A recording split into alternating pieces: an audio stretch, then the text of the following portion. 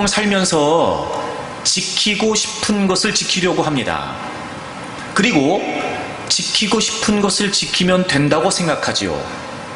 그런데 한 번 더 생각해보면 지키고 싶은 것도 있지만 지켜야 되는 것도 있는 겁니다. 여러분, 가만히 생각해보면 말입니다. 지금 우리 주변에서 벌어지고 있는 많은 문제들은 사실 지키려고 하는 것을 지켜야 되는 건 지키지 않은 채 지키고 싶어 하는 것만 지키니까 문제가 생기는 건 아닐까요? 그러니까 사실은 정말 중요한 게 뭐냐? 우리의 삶을 지탱해 가기 위해 정말 중요한 건 지키고 싶은 것을 지키는 것이 아니라 지켜야 될 것을 지켜야 되는 겁니다. 느부갓네살 왕이 두라 평지에 금신상을 세워놓고 거대하게 낙성식을 하면서 중앙에 지방의 관리들을 다 불러 모으지요. 그리고 명령을 내리기를 웅장하고 화려하게 연주가 시작되면 그 금신상에 모두가 절을 하라고 했습니다. 그래서 거기 모인 많은 사람들이 왕의 명령에 의해 절을 하게 되지요. 그런데 유독 다니엘의 세 친구였던 사드락과 메삭과 아벳느고는 그 금신상에 절을 하지 않습니다. 그 사실을 알게 된 왕이 그들을 불러서 자초지종을 묻지요. 그리고 회유를 하고 협박을 합니다. 아마 어쩌면 그 많은 사람들 앞에 왕의 권위가 실추되었다는 생각은 아니었을까. 고작 여러분, 본토인도 아니었던 포로 3명이 왕의 명령을 어겼다는 사실에 느부갓네살 왕이 화를 내는 것도 당연하지 않을까. 그래서 확실히 왕의 권위를 보여주기 위해 그들을 회유하고 협박합니다. 한 번 더 기회를 주겠다. 너희들이 이번에 절을 해라. 만약에 이번에도 절을 하지 않으면 반드시 너희들을 풀무불에 집어넣고 죽일 것이다. 그 누구도, 그 어떤 신도 너희들을 내 손에서 건져낼 자가 없을 것이다. 반드시 죽이겠다는 겁니다. 하지만 사드락과 메삭과 아벳느고는 그 왕의 위협과 협박에도 굴하지 않고 끝까지 절을 하지 않습니다. 절을 할 수가 없었습니다. 그들은 절을 하지 않았습니다. 이유는 하나님을 믿었던 그들이 우상 숭배를 의미하는 금신상에 절을 할 수 없었기 때문입니다. 그래서 이제는 화가 분이 가득한 느부갓네살 왕이 평소보다 풀무불을 7배나 뜨겁게 하라고 명령을 하고, 그리고 그들을 결박하여 풀무에 던지라고 하게 되지요. 여러분, 죽음의 위기 앞에서도 그들은 믿음을 지켰습니다. 그러면 사실 그 죽음의 위기 가운데서 건져져야 되는 게 아닐까. 하지만 그들은 그 위기에서 건져진 것이 아니라 오히려 더 조금의 기대도 없는, 조금의 가능성도 없는 더 깊은 위기, 절망으로 그들은 던져지게 된 겁니다. 물론 우리는 이 사실의 결과를 잘 알고 있습니다만 어쨌든 풀무불에 던져진 그들은 이미 죽은 것과 같았습니다. 하지만 하나님은 그들을 버리지 않으셨습니다. 하나님을 향한 믿음을 지켰던 그들을 하나님께서 지켜주셨습니다. 여러분, 잊지 마십시오. 그들은 목숨을 지키려고 하지 않았습니다. 그들은 자신들의 위치를, 신분을, 관직을 지키려고 하지 않았습니다. 그들은 자신들의 안위를 지키려고 하지 않았습니다. 오히려 그것보다 그들은 믿음을 지켰습니다. 그리고 하나님은 그들도 지켜주셨습니다. 사랑하는 여러분, 여러분은 무엇을 지키려고 하십니까? 아니, 여러분은 무엇을 지켜야 된다고 생각하십니까? 여러분들이 지키고 싶은 것만을 지켜야 된다고 생각하는 건 아니십니까? 내가 지키고 싶은 것도 있지만 그에 앞서 내가 반드시 지켜야 되는 것이 있다는 사실을 잊고 있는 건 아니십니까? 여러분, 무엇을 지키려고 하십니까? 그러므로 우리는 지켜야 할 것을 지켜야 됩니다. 바로 믿음입니다. 그래서 여러분, 지난주일부터 도대체 우리가 믿음을 지킨다는 것이 어떤 의미인지에 관해 여러분과 말씀을 나누었습니다. 무엇보다 우리가 왜 믿음을 지키지 못하는지에 관해 여러분에게 말씀드렸던 것은 우리가 믿음에 관해서 오해를 하고 있기 때문이다, 이렇게 말씀을 드렸죠. 그래서 여러분, 우리는 믿음이 있다고 말하면서도 믿음을 지키려고 하기보다는 그 믿음의 결과에만 집착하고 있는 겁니다. 그래서 여러분, 놀라운 건 그 믿음의 결과에만 집착한 나머지 때로는 믿음을 헌시짝처럼 내팽개치기도 한다는 거죠. 그리고 우리는 믿음을 지키려고 하지 않는 겁니다. 여러분, 그렇게 해서 우리의 삶이 지탱되지 않습니다. 그렇게 해서 우리의 삶이 지켜지지 않습니다. 무엇보다 우리는 믿음을 지켜야 합니다. 그럼 여러분, 믿음을 지킨다는 게 무슨 의미인가?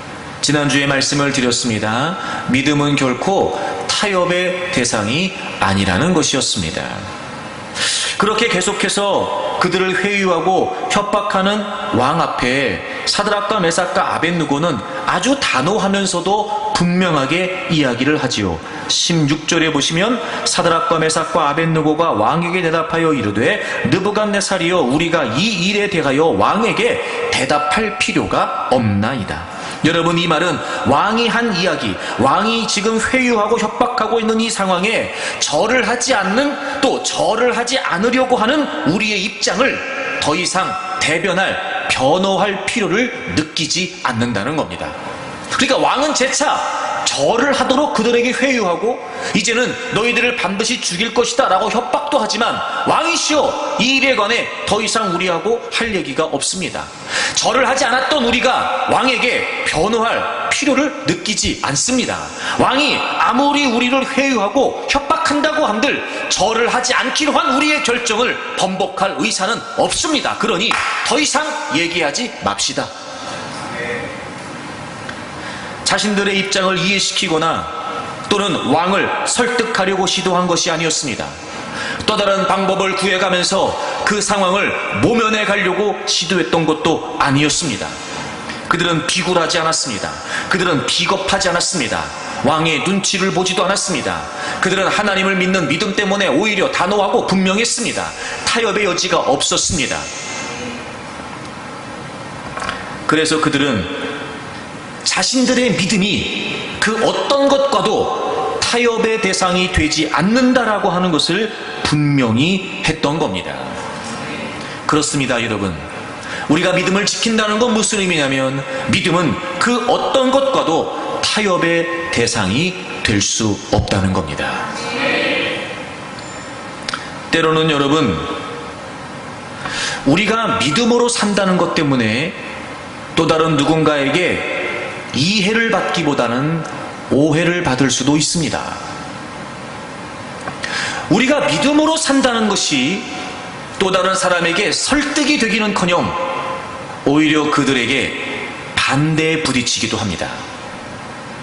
이런 믿음으로 산다는 것이 내가 지금 이 상황을 어떻게 모면해가면서 대체할 수 있는 또 다른 기회를 얻을 수 있기는커녕 지금 내게 주어진 기회마저도 잃어버리게 되기도 합니다. 하지만 결코 그 어떤 상황에서도 우리의 믿음은 타협의 대상이 될 수 없습니다. 왜냐하면 믿음이라는 거 말입니다.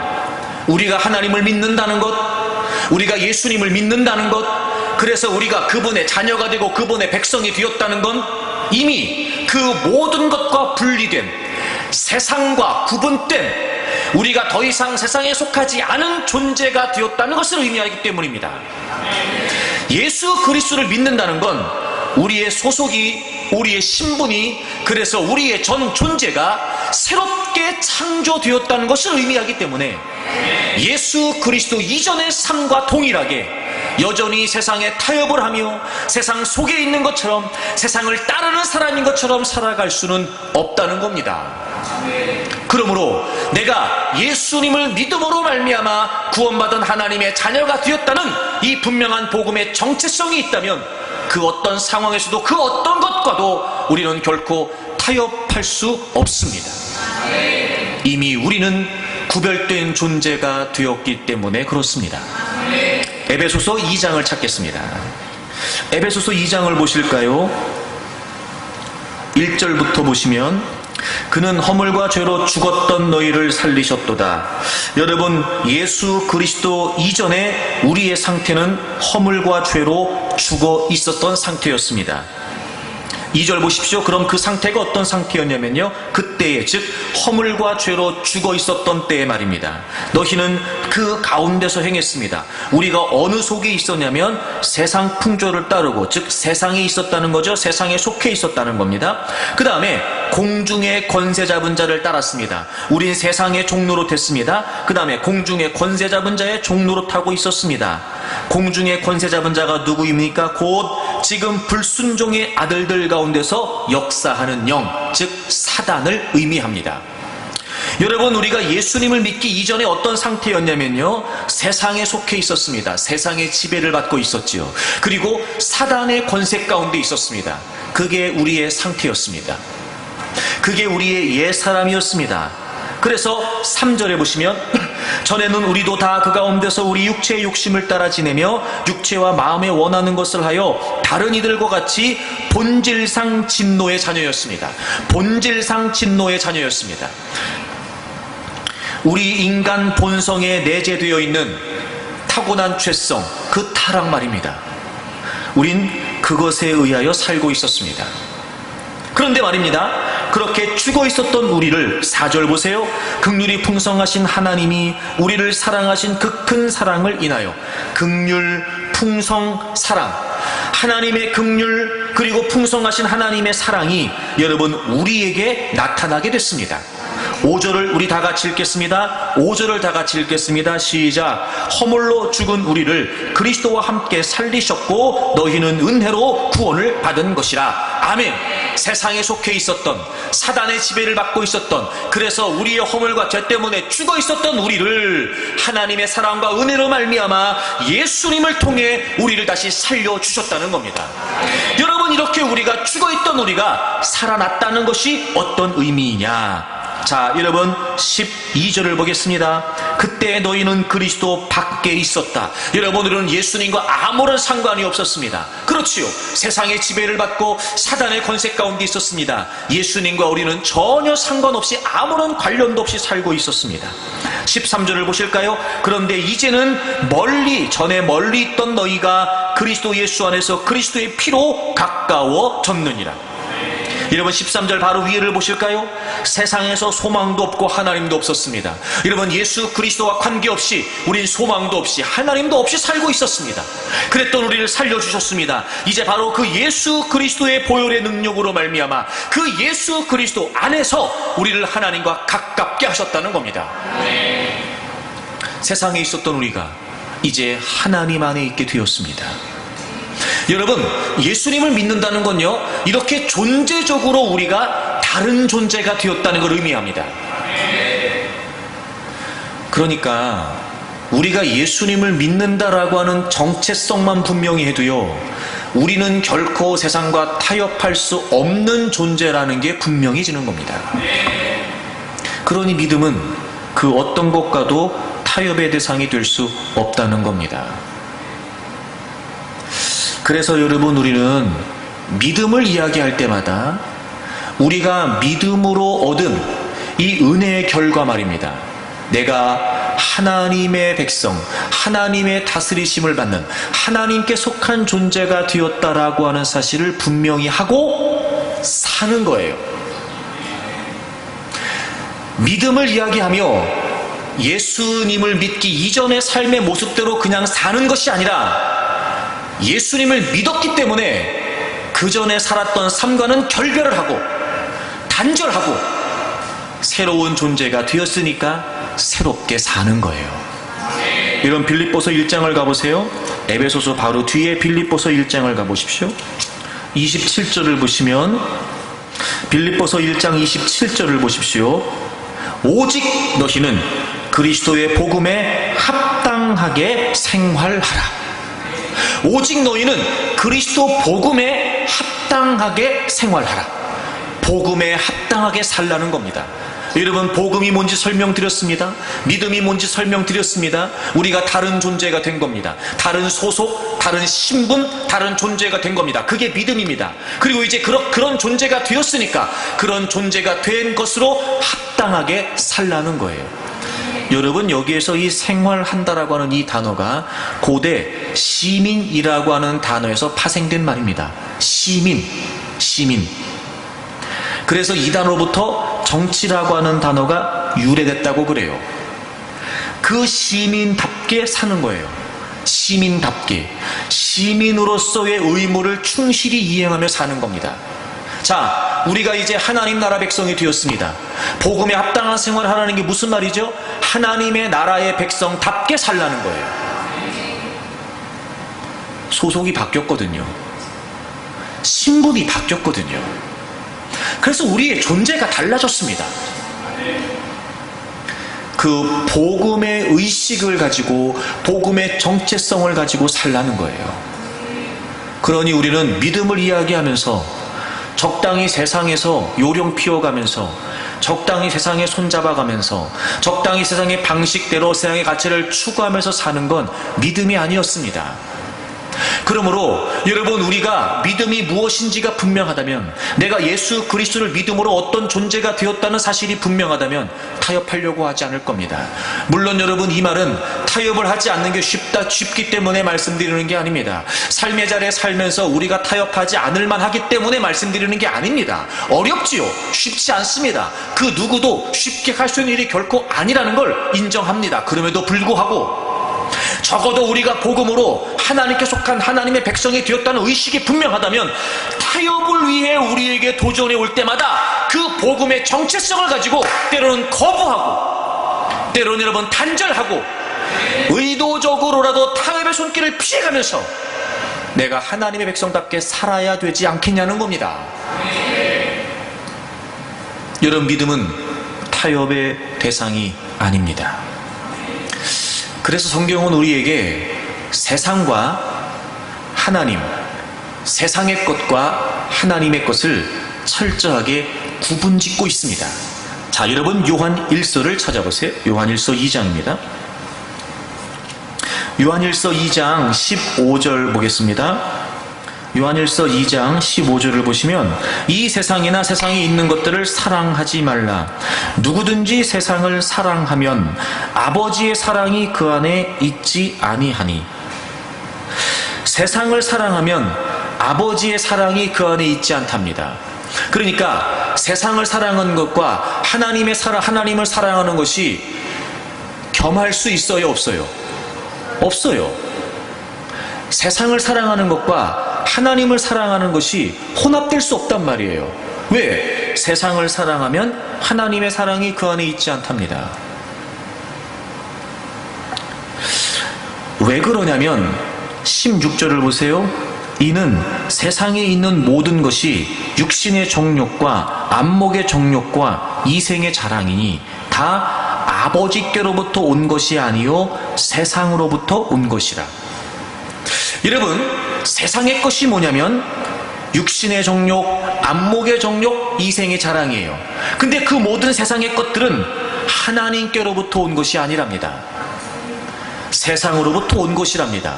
그러면 여러분, 세상에 있던 우리가 예수님을 믿음으로 말미암아 하나님께 속한 자가 되었으니 이제 세상으로부터 온 것을 따르거나 추구할 수 없는 존재가 된 겁니다. 그것 때문에 타협이 되는 상황이 아닌 거예요. 우리는 세상으로부터 구원받은, 세상으로부터 건진받은 존재가 되었기 때문에 아버지께로부터 온 것을 추구하는 자가 되었다는 겁니다. 구분하고 있잖아요, 여러분. 타협의 여지가 있을까요, 없을까요? 없습니다. 근데 우리는 타협을 하는 겁니다.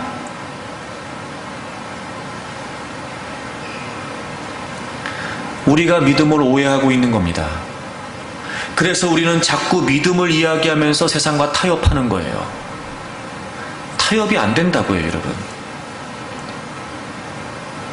그러므로 우리가 마땅히 지켜야 될 믿음을 지키기 위해 세상과 타협하지 않기를 바랍니다. 쉽지 않을 겁니다. 그러니 여러분, 결심이라도 강하게 하세요.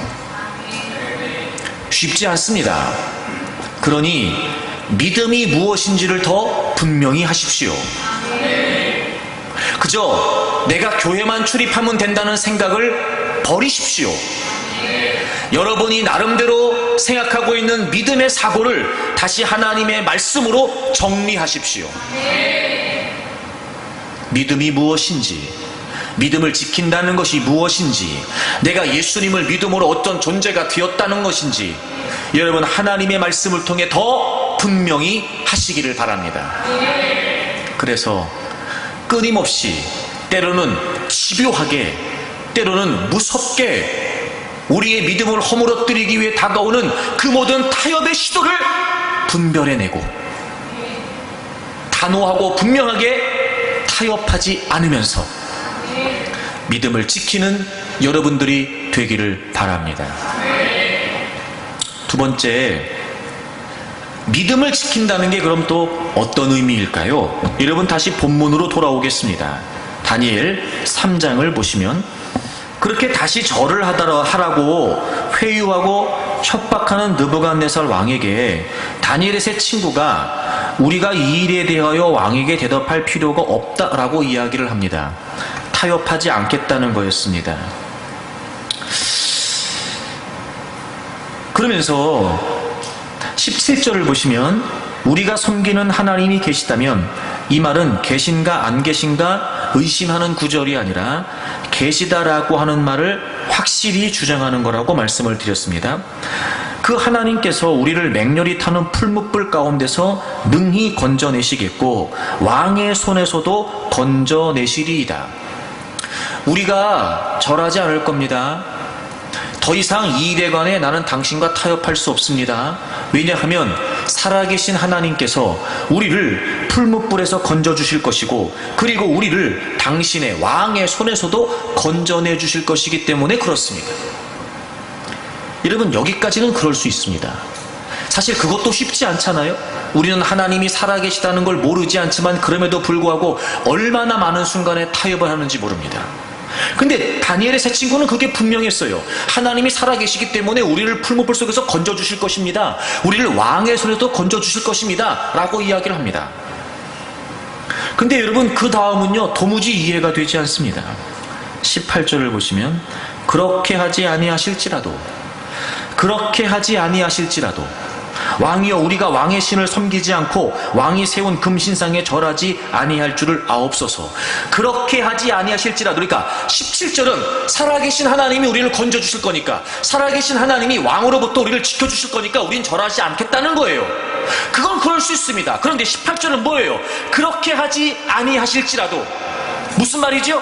하나님이 우리를 지켜주시지 않아도, 우리가 여전히 풀무불에 던져져 죽음을 당한다 할지라도, 우리가 이렇게 당신 앞에서 믿음을 지키겠다고 하나님이 살아계시다고 말하지만 그 살아계신 하나님이 우리를 건져주시지 않는다고 할지라도, 내가 지금 여기서 죽는다 할지라도 난 절하지 않겠다는 겁니다.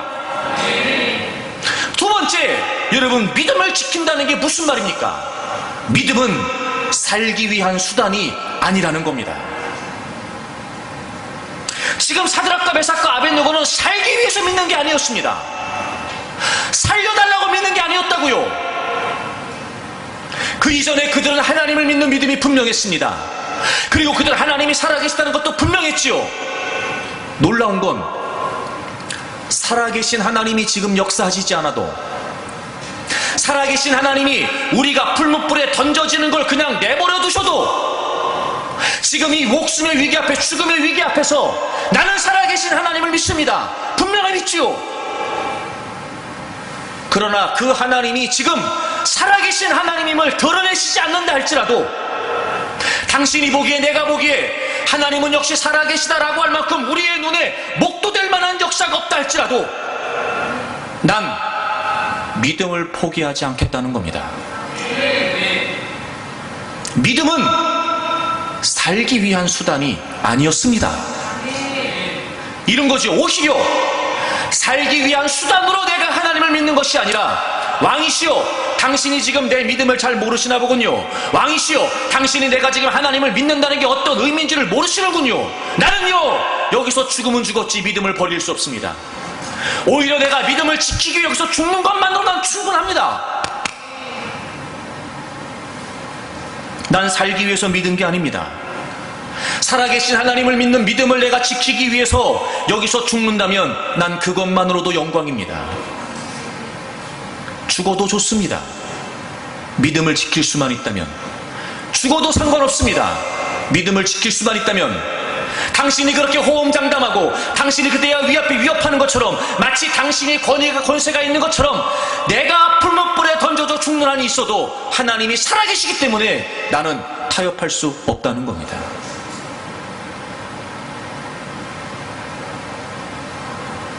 죽는 한이 있어도 믿음을 지키는 것만으로 충분하다는 겁니다. 믿음은 살기 위한 수단이 아닙니다. 여러분, 그럼에도 우리는요, 믿음을 오해하고 있는 겁니다. 그래서 우리는 사실 살기 위해서 믿습니다. 더 많이 갖고 싶어서요. 더 많이 누리고 싶어서요. 더 많은 걸 얻고 싶어서요. 더 높이 올라가고 싶어서요. 더 편안해지고 싶어서요. 그래서 우린 믿습니다. 그러니 보십시오. 내가 더 얻기 위해서 믿잖아요. 그러면 더 얻을 수 있으면 믿음을 버리는 건 쉽습니다. 내가 더 올라가려고 하잖아요. 그렇기 때문에 더 올라갈 수만 있다면 믿음을 버리는 건 쉬워집니다. 버린다는 말이 거북하십니까? 버리는 거 맞습니다. 왜요? 그걸 얻으려고 믿음을 버리는 거 맞잖아요. 우리는 살기 위해 믿습니다.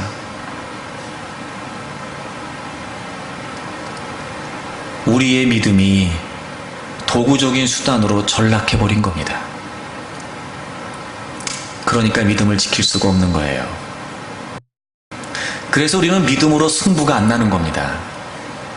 왜냐하면 원수마귀가 우리가 믿음으로 뭘 기대하는지를 정확히 꿰뚫고 있기 때문입니다. 그래서 우리가 믿음을 내팽겨치기에 충분한 우리가 원하는 그 무엇을 딱 제시합니다. 그래서 우리는 믿음을 버립니다. 제가 유치한 얘기 해볼까요, 여러분? 돈을 버는 일이 생기면 예배를 참석하는 건 그리 중요하지 않습니다. 돈을 버는 일이 중요하지, 하나님께 기도하고 하나님의 말씀 앞에 있는 일은 중요하지 않습니다. 우리는 믿음을 아무리 이야기해도 우리의 목적이 믿음이 아니라는 걸 우리의 삶을 통해 여실히 드러내고 있습니다.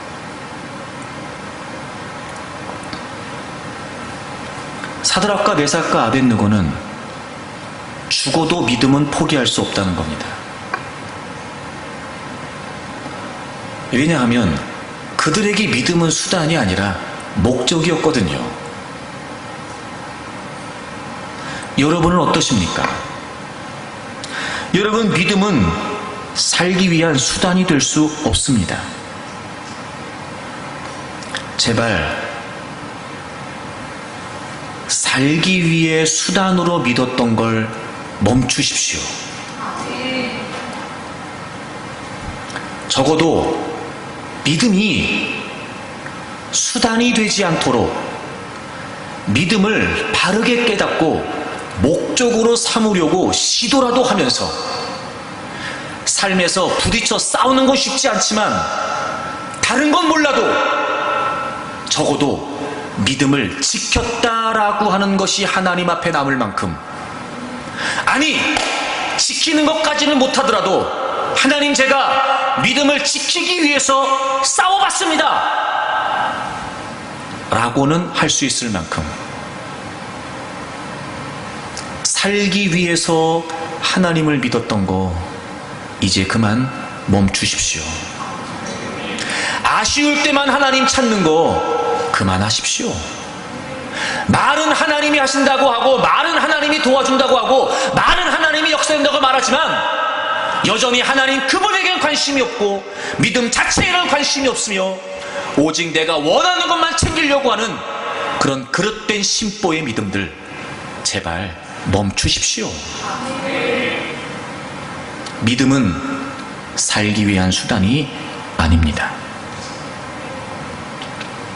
역시 믿음을 살기 위한 수단으로 오해하는 것은 믿음이 뭔지를 몰라서 그렇습니다. 여러분, 믿음은 믿음으로 사는 걸 의미하는데, 우리가 믿음으로 산다는 것이 무슨 의미인지를 여전히 모르고 있는 겁니다. 그래서 우리의 믿음은 도구적인 수단이 돼버린 겁니다. 로마서 12장을 보실까요? 자, 그럼 믿음이 뭘까요? 이런 믿음으로 산다는 게 뭘까요? 로마서 12장 1절을 보십시오. 그러므로 형제들아, 제가 여러 번 이 로마서 12장 1절을 설명드렸는데, 로마서는 1장부터 11장까지 전반부, 12장부터 16장까지 후반부, 이렇게 두 부분으로 나눌 수가 있습니다. 1장부터 11장까지는 바울 사도가 믿음으로 구원받는다라고 하는 말을 아주 논리정연하게 다양한 많은 예시를 통해, 특별히 구약을 인용해 가면서 복음에 관해 구원에 관해 아주 논리정연하게 잘 기록해 놨습니다.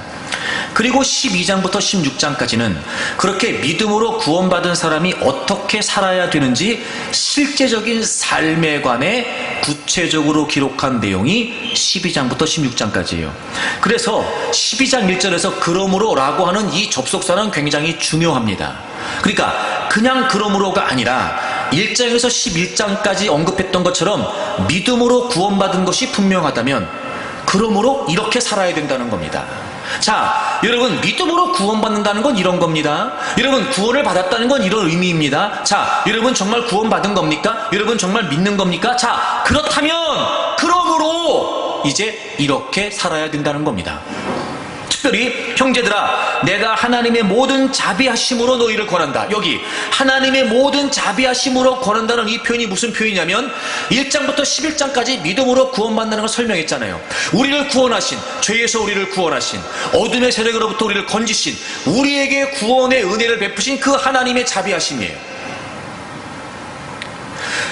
우리를 죄에서 건져주신 그 말로 다할 수 없는 그 무한한 하나님의 은혜, 그 하나님의 자비하심으로 내가 너희들에게 권한다, 이런 얘기입니다 지금.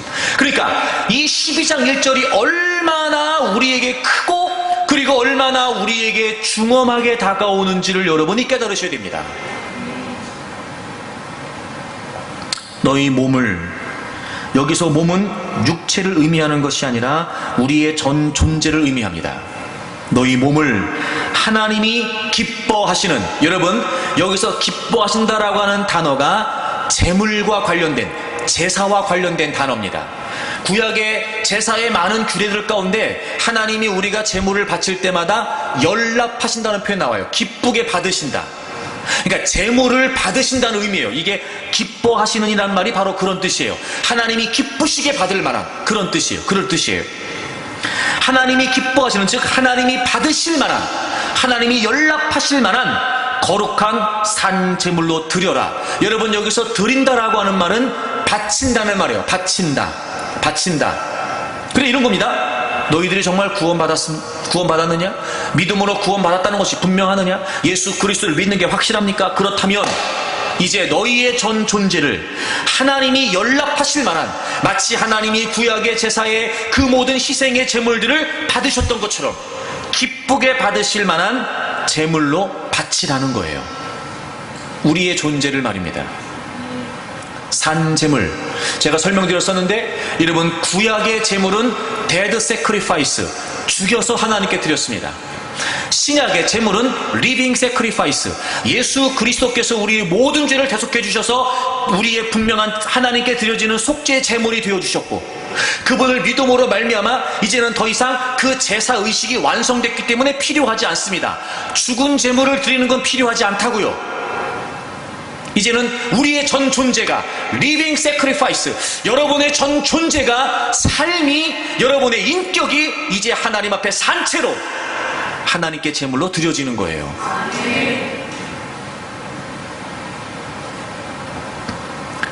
하나님 앞에 드려지는 제단에 우리 그리스도인들의 삶이 바쳐진 것입니다. 우리 그리스도인들의 삶이 하나님 앞에 제물로 드려졌다는 것을 의미합니다. 이것이 너희가 드릴 합당한 예배라는 겁니다. 이런 믿음이 뭐냐면요, 내 전 존재가 하나님을 위해 바쳐진 겁니다. 그게 믿음이에요. 그러니 믿음을 이야기하면서 이미 나는 하나님께 드려진 제물이 됐는데 내가 살기 위해 믿음을 도구적인 수단으로 삼는다는 건 모순 중에 모순입니다. 믿음을 안다면 그렇게 못하지요. 믿음을 모르기 때문에 오해하는 겁니다. 여러분, 우리가 예수 그리스도를 믿는다는 게 무슨 의미입니까? 여러분, 예수님이 나의 구주이시라는 걸 믿는다는 게 무슨 의미죠? 내가 예수님을 믿음으로 구원받았다는 게 무슨 말입니까? 이제부터 구원받은 내 전 존재의 삶이, 새로워진 전 존재의 삶이 이제 하나님을 위해 드려진 제물이 되었다는 겁니다. 여러분은 다 하나님께 바쳐진 제물이시라고요. 네. 그러니 내 의도, 내 생각, 내 생각, 내 뜻, 내 계획, 내 욕심, 이것들을 위해 믿음이 도구적인 수단이 된다는 건 있을 수 없는 일이라고요. 그래서 2절을 보시면, 너희는 이 세대를 본받지 말고 오직 마음을 새롭게 함으로 변화를 받아 하나님의 선하시고 기뻐하시고 온전하신 뜻이 무엇인지 분별하도록 하라. 자, 보십시오. 우리의 전 존재가 이제 하나님께 바쳐진 제물이 되었습니다. 그럼 이제 우리 마음대로 살아요? 하나님 마음대로 살아요? 하나님 마음대로. 그러니까 우리에게 중요한 건 뭐지요? 하나님의 뜻이에요. 난 이미 하나님께 바쳐진 존재가 되었으니까. 그러니까 나를 위해 사는 게 아니었다고요. 내가 살기 위해 믿는 게 아니었다니까요. 이미 나는 하나님께 바쳐진 제물이 되었습니다. 그래서 여러분, 믿음으로 산다는 건 내가 이 세상에서 더 얻기 위해 믿는다는 의미가 아니었어요. 내가 이 세상에서 그 무언가를 더 누리기 위해 수단으로 삼는다는 게 아니었다고요. 믿음은 살기 위한 수단이 아닌 겁니다. 믿음이 시작부터 그랬어요, 여러분. 그런데 우리가 믿음을 지금 오해하고 있었던 겁니다. 자, 보십시오. 이렇게 믿음을 오해하니까, 이미 내 전 존재가 하나님께 드려졌다는 사실을 깨닫지 못하니까, 믿음을 이야기하면서 내가 드렸다는 사실을 인식하지 못한 채 여전히 우리는 믿음 얘기하면서 세상 얘기만 하는 겁니다. 믿음 이야기하면서 내가 드렸습니다, 나를 통해 하나님이 뭘 하실까, 하나님의 뜻이 무엇일까, 이거 얘기 안 하고 믿음 얘기하면서 현세의 이야기만 하는 겁니다. 자, 그러면 우리가 믿음으로 이 땅에서 하나님께 드려진 제물이 되었단 말이에요. 그럼 우리가 뭘 바라보면 되는 거예요? 이제 내가 이 땅에 존재하는 동안 나를 쓰시기를 원하시는 하나님의 뜻이 우리의 이유인 거예요. 난 이미 하나님께 드려졌으니까요. 과연 하나님이 나를 어떻게 쓰실까? 과연 하나님이 나를 어떻게 사용하실까? 그게 이유입니다. 그럼 이렇게 생각할 수 있잖아요. 아니, 그럼 우리에게 낙이 뭡니까? 아니, 그럼 이 땅에서 누릴 것도 누리지 말라 그러고, 더 많이 가지지도 말라 그러고, 그것 때문에 살지 말라 그러고, 아니, 그럼 우리는 뭐가 낙입니까? 그래서 믿음의 결국이 뭔지를 잘 깨달아야 돼요. 자, 골로새서를 가보세요. 골로새서 3장을 보시면, 골로새서 3장을 보세요. 1절입니다. 그러므로 너희가 그리스도와 함께 다시 살리심을 받았으면 위의 것을 찾으라. 거기는 그리스도께서 하나님 우편에 앉아 계시느니라.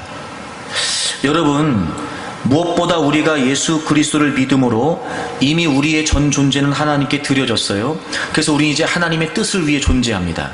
그러니까 이 땅에서는 우리가 세상의 이유가 아니라 하나님의 뜻이 이유예요. 그럼 진정한 우리의 낙이 뭐냐? 위의 것을 찾는 거예요. 위의 것을. 거기는 그리스도께서 하나님 우편에 앉아 계시느니라. 여러분, 하나님 우편에 앉아 계시는 그리스도가 누구시죠? 우리를 구원하신 구세주이세요. 그분이 하나님 우편에 앉아 계세요. 즉, 우리가 구원받은 하나님의 백성으로 살아가는 존재의 근거가 되시는 예수 그리스도께서 하나님 우편에 계시다고요. 위의 것을 찾으라는 거예요. 위의 것. 그리고 2절 보세요. 위의 것을 생각하고 땅의 것을 생각하지 말라. 이 생각한다라고 하는 말은 추구한다는 말이에요. 그러니까 지속적으로 골몰이 생각하고 전의지적으로 몰두하는 거예요. 위의 것, 위의 것. 그러니까 믿음이라고 하는 것 자체가 세상을 살기 위한 수단하고는 거리가 멀었어요. 그러니까 믿음이 없다고 얘기하면 돼요. 믿음으로 안 산다고 얘기하면 된다고요. 근데 믿음이라고 이야기하면서 땅의 것을 찾는 건 성경적이지 않아요.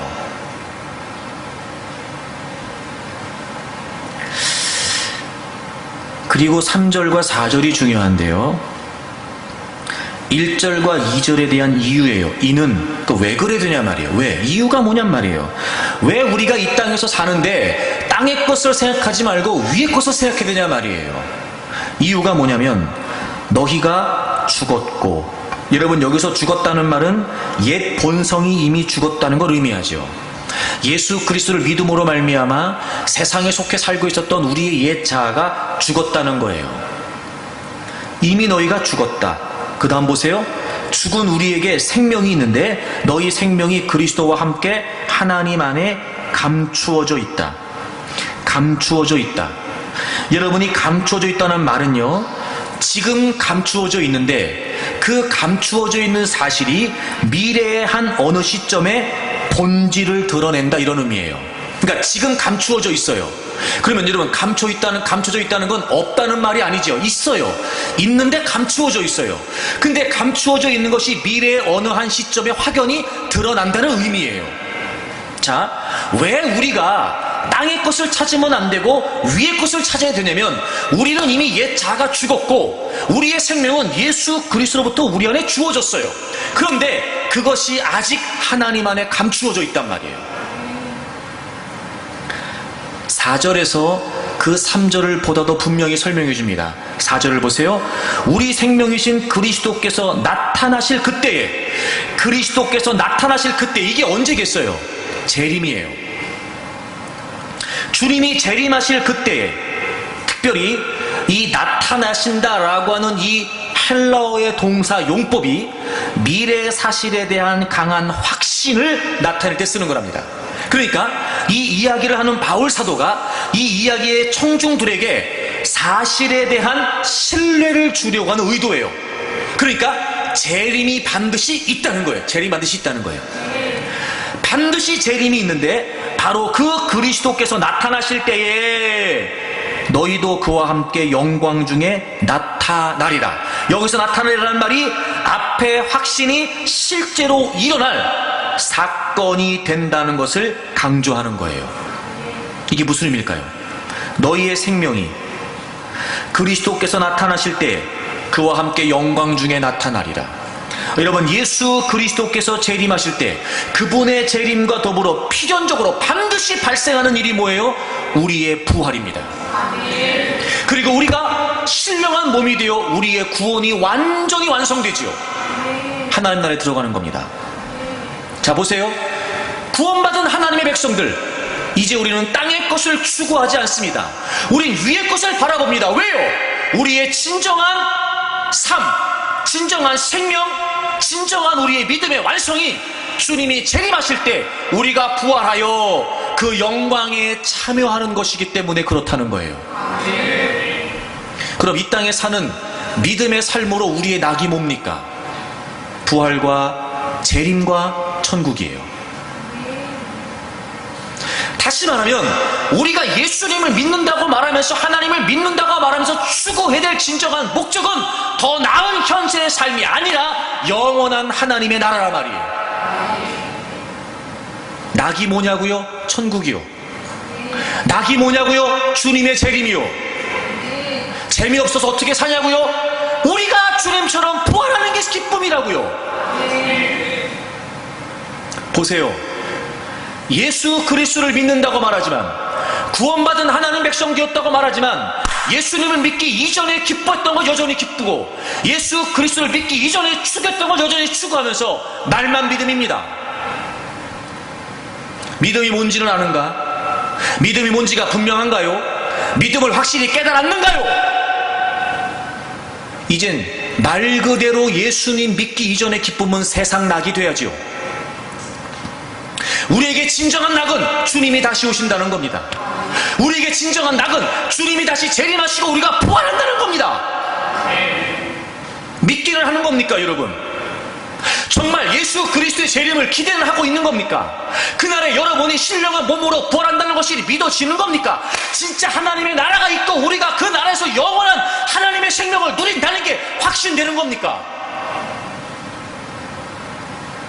도대체 우리의 믿음이 뭐란 말입니까?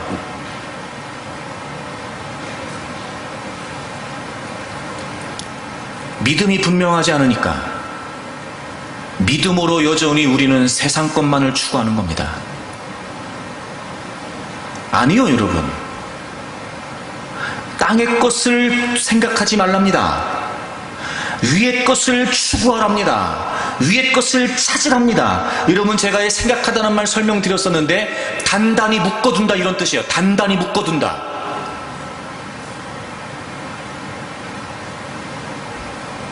우리는 지금 믿음으로 오해하고 있는 겁니다. 제가 그런 말씀 드렸지요? 예수 그리스도가 나의 구주라는 걸 믿습니다. 아멘. 나 이제 죽으면 천국 갑니다. 그리고 맘대로 살아요?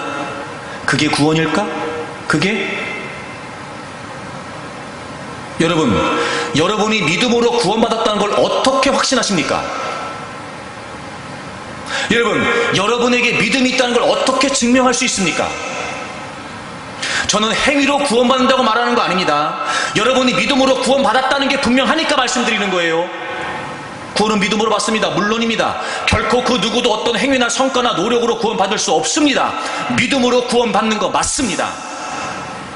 그래서요, 지금 믿음으로 구원받았다고 말하는 그 여러분의 믿음이 현재 삶에서 어떻게 증명되고 있냐고요. 점점 하나님의 나라가 확실해지십니까? 주님의 재림이 점점 기대가 되십니까? 여러분이 부활하실 것이라고 하는 사실이 점점 믿어지고 있습니까? 그날을 향하고 있습니까? 그날을 고대하고 있습니까? 도대체 우리의 믿음의 방향이 왜 이렇게 됐냐 말이에요. 여러분, 그거 아십니까? 우리가 예수님을 믿고 구원받았습니다. 하지만 주님이 다시 오시는 그날까지 우리가 믿음을 유지하기에는 너무도 힘든 영적인 위험이 실제한단 말이에요. 베드로전서를 찾으세요. 베드로전서 1장 3절을 보십시오. 우리 주 예수 그리스도의 아버지 하나님을 찬송하리로다. 그의 많으신 긍휼대로 예수 그리스도를 죽은 자 가운데서 부활하게 하심으로 말미암아 우리를 거듭나게 하사 산 소망이 있게 하셨어요. 여러분 보십시오. 예수 그리스도께서 우리를 위해 죽으시고 부활하심으로 말미암아 우리가 거듭나게 되었지요. 즉 예수님 믿고 구원받았다는 말이에요. 그래서 이제 우리에게 산 소망이 생겼어요. 산 소망. 여기서 살아있다 이 산이라고 하는 이 표현은 과거 현재 미래에 여전히 생생한 생명력을 가진다는 거예요. 그러니까 과거에도 현재도 미래까지 그 어떤 것에도 좌우되지 않은, 그 어떤 것에도 소멸되지 않은 생명력 있는 소망이란 말이에요. 진짜 소망. 그러니까 믿음으로 구원받은 사람이 가져야 될 진짜 소망이 뭐냐 말이에요. 진짜 소망. 4절입니다. 썩지 않고 더럽지 않고 쇠하지 아니하는 유업을 잊게 하시나니, 곧 썩지 않고 더럽지 않고 쇠하지 않는 유업인데 그 유업이 뭐냐? 곧 너희를 위하여 하늘에 간직하신 것이라. 하나님의 나라 말합니다. 천국이요. 특별히 여기서 썩지 않는다, 쇠하지 않는다라고 하는 이 말은 신약 성경에서 여기에만 사용됐습니다. 썩지 않는다, 쇠하지 않는다. 여러분, 세상에 그 어떤 것도 썩지 않는 것이 없고 쇠하지 않는 것이 없습니다. 다 소멸되죠. 다 닳아 없어져 버려요. 다 부패해버립니다. 하지만 썩지 않고 쇠하지 않는 진짜 산 소망이 우리에게 있다고요. 하나님의 나라요. 하나님의 나라. 그게 믿음으로 구원받는 사람에게 주어진 하나님의 나라입니다. 산 소망이요. 진짜 소망이요. 진짜 소망. 그런데 그 소망을 우리가 성취하기까지 그냥 주어지진 않습니다. 5절을 보실까요, 여러분? 너희는 말세에 나타내기로 예비하신 구원을 얻기 위하여. 지금 우리가 구원 받았어요, 여러분. 그렇죠? 그런데 5절은 보니까 말세에 나타내기로 예비하신 구원이래요. 아니, 우리가 지금 구원 받았는데, 여러분, 우리가 구원 받은 것이 완전합니다. 우리가 받은 구원이 확실합니다. 사실입니다. 진짜예요. 그런데 5절에 보니까 그 구원이 말세에 나타내기로 예비되어 있대요. 이 말은, 나타낸다는 말은 없는 것이 나타난다는 말이 아니라 가려져 있는 것이 온전히 드러나게 된다는 거예요. 그러니까 우리의 구원이 불확실하다는 의미가 아니라 우리가 구원을 받았는데 그 구원을 우리가 끝까지 지켜내야 된다는 거예요. 끝까지. 왜? 없는 것이 아니라 가려져 있는 것이 그날에 온전히 드러나게 되기 때문에 그렇다는 거예요. 그래서 믿음으로 말미암아 하나님의 능력으로 보호하심을 받아요. 믿음으로 말미암아 하나님의 능력으로 보호하심을 받는다고. 여러분 잘 들으세요. 하나님이 능력으로 보호하시는 게 무슨 의미냐? 우리가 믿음으로 구원받아서 하나님 백성 됐어요. 근데 우리의 구원이 마지막 완성되는 그 주님이 재림하시는 그 순간까지 우리가 믿음으로 또 살고 믿음으로 또 살고 믿음으로 또 살고. 왜? 우리의 구원을, 우리의 믿음을 방해하는 영적인 위험이 실제하니까 끊임없이 믿음으로 살아내기 위해 발버둥치는 그 하나님의 사람들에게 하나님의 능력이 보호하시겠다는 거예요. 그래서 6절에 그런 영적인 위험이 실제하지만 그러므로 너희가 이제 여러 가지 시험으로 말미암아, 여기서 시험이 죄에 대한 유혹이에요. 죄를 짓게 하는 거예요. 믿음을 배도하게 하는 거예요. 믿음으로부터 멀어지게 만드는 거예요. 잠깐 근심하게 되지 않을 수 없으나 오히려 크게 기뻐하는도다. 그건 잠깐이에요. 잠깐입니다. 그래서 7절 너희 믿음의 확실함은, 그러니까 5절과 6절의 말씀을 통해서 믿음의 확실함이 뭐냐? 우리가 믿음으로 살아가는, 주님이 다시 오시는 그날까지 믿음으로 살아가는 일에 영적인 위험이 실제하지만 하나님의 능력으로 그 믿음의 사람들을 지키고 보호하시니까 그걸 믿는 거예요. 제가 구원의 확신 얘기했죠? 구원의 확신은 내가 예수를 믿으니까 대충 살고 적당히 살고 아무렇게나 살아도 죽으면 천국 간다, 이게 구원의 확신이 아니라고요, 여러분. 구원의 확신은 내가 예수 그리스도를 믿고 하나님 백성 되었어요. 그래서 내가 믿음으로 살아요. 그러면 다시 주님이 오실 그날 나도 부활되고 영원한 하나님 나라 가요. 그러니까 내가 끝까지 믿음으로 살겠다는 걸 확신하는 거예요. 그러면 하나님 나라를 지키신다는 거예요. 끝까지 하나님 나라를 지키십니다. 끝까지. 그 확실함은 불로 연단하여도 없어질 금보다 더 귀하여 예수 그리스도께서 나타나실 때, 재림이잖아요. 예수 그리스도가 나타나실 때 칭찬과 영광과 존귀를 얻게 할 것이다. 우리도 신령한 몸으로 부활하잖아요. 그리고 우리도 그날에 하나님 나라에 들어가잖아요. 그 영광, 하나님께 칭찬받는 그 칭찬, 그 상급, 영원한 면류관, 존귀, 그날에 다 이루어진단 말이에요. 그날에. 그래서 9절 다 같이 읽겠습니다. 9절입니다. 시작. 믿음의 결국 곧 영혼의 구원을 받음이라. 아멘. 믿음의 결국, 즉 믿음의 결말, 이 결국이라고 하는 말은 최종 시점을 말해요.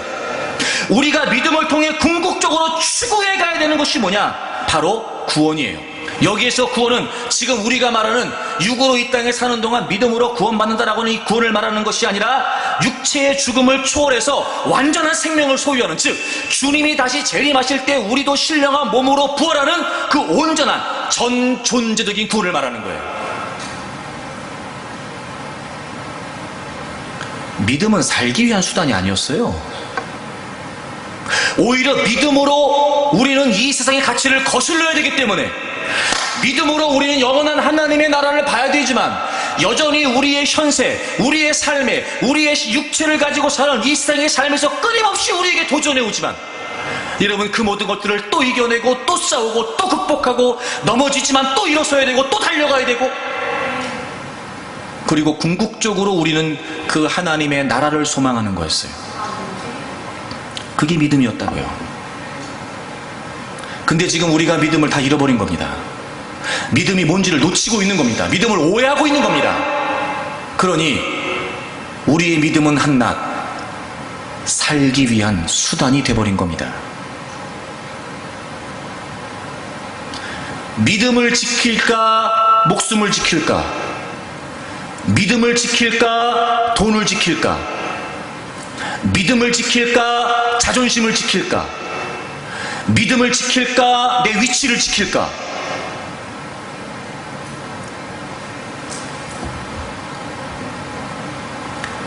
믿음이 살기 위한 수단이라면 결코 믿음을 지키지 못합니다.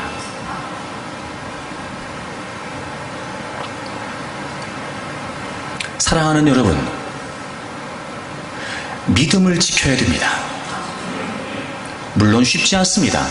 저 역시 그렇습니다. 하지만 그렇다라고 하여 믿음이 무엇인지 우리가 점점 그 믿음을 희미하게 만들어버린다면 어찌 우리가 믿음을 지키며 싸워갈 수 있겠습니까? 여러분, 지금도 늦지 않았습니다. 아직 여러분이 살아갈 삶의 여백이 남아있기에 아직 늦지 않았습니다.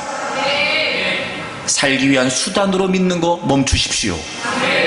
그리고 믿음으로 하나님의 나라를 바라보십시오. 그리고 어떤 상황에서도 믿음을 저버리지 마십시오. 주님이 다시 오시는 그날까지 여러분 삶의 현장에서 끊임없이 부딪힐 수 있는 많은 그 상황 가운데 결코 믿음이 수단이 되지 말고 믿음으로 영원한 하나님의 나라를 소망하고 끝까지 믿음으로 싸워서 승리하고 하나님의 영광에 참여할 수 있기를 주의 이름으로 축복합니다.